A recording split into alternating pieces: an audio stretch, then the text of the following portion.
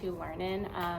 You'll notice that my desks are arranged in groups of 5 because collaboration is really important to me. I like students working with each other and engaging in that peer-to-peer instruction. And so maybe you can just kind of keep an eye on how well students are collaborating, and if I can do anything maybe in terms of social emotional learning to make them more comfortable working with each other in their groups of 5. And then I'll also be soliciting student responses as we are working through the graphic organizer. So maybe you could keep an eye out for how I provide or don't provide positive feedback in the moment so that students are comfortable being vulnerable to make potential mistakes in front of their peers. Okay. All right. So what I heard from you, what you would like me to observe is how is the collaboration going, like on-task behaviors, and then the feedback you're giving. Yes. Positive, negative, praise. Okay. Yes. How is that? Okay. All right. With that, what might be your anticipated learning goals? So I have 2 main goals for this lesson. First, I want students to be able to successfully understand the complexity of a small prose passage that they might see on the AP Lit exam. So that would include like noting where the author uses different literary elements such as characterization, point of view, maybe similes, metaphors, personification, whatever they identify. And how all of those elements work together to lend a deeper meaning of the text in relation to the human experience. So that's my first learning goal. And then my second learning goal is for them to outline through my graphic organizer a line of reasoning that helps them articulate that complexity and ending with a thesis statement. Perfect. How will they bring in prior knowledge? So they'll bring in prior knowledge because this is a graphic organizer that we've been using throughout the school year. This is a graphic organizer that I made for the Q1 poetry passage, and I've slightly adapted it so that it can be also applicable to Q2. Last week, we did use this graphic organizer on a Q2 prompt from Oates' short story, Where Are You Going? Where have you been? Where are you going? And I slowly scaffolded the entire process with them through direct instruction. So now I want them to practice in their groups, having that experience of me modeling the entire process last week. Okay.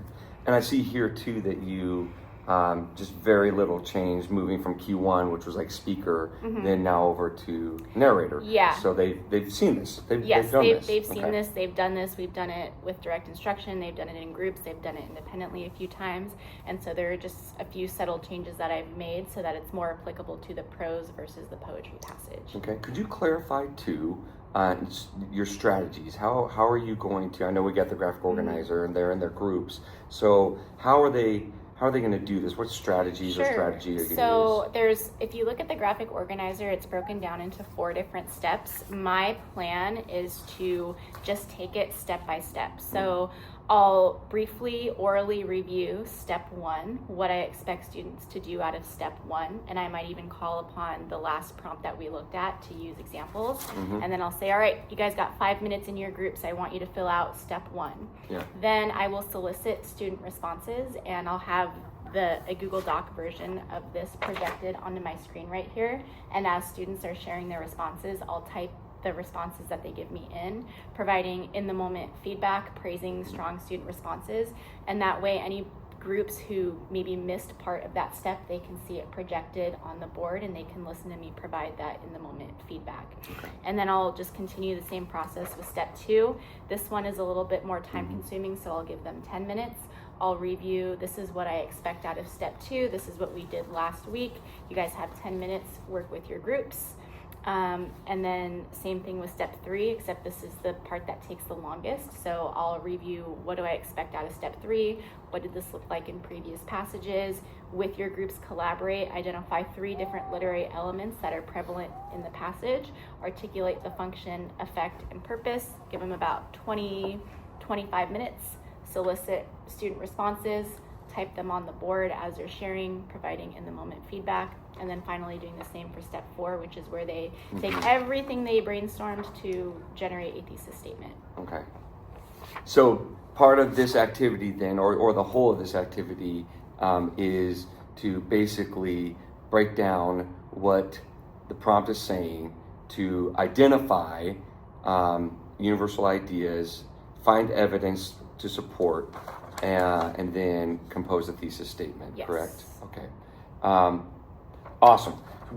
And so this is what the students will turn in. This is what yes, you would students call. will turn this in, and they will also turn in their annotated Q2 prompt that they Okay. will also have Okay. to work with. Okay, wonderful. How about redesignated EL? Anybody that needs accommodations, how are you going to support the students via So this? I do have my EL students and my redesignated fluent students strategically seated in the room, so I like to cluster them together. That way, in case they're confused, maybe they can speak in their home language together, or they can rely on their own funds of knowledge to say this is what this means.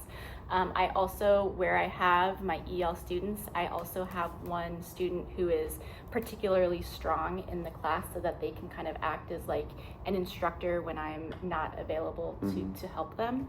And then I also walk about the room to progress monitor as they are working, so I can be more present around the tables where I know my ELs are at and differentiate instruction as needed. Okay. And so the differentiation, because you mentioned that, how, as I'm observing, how might that look? I know you talked about the kids being able to talk in their home language. How might that look?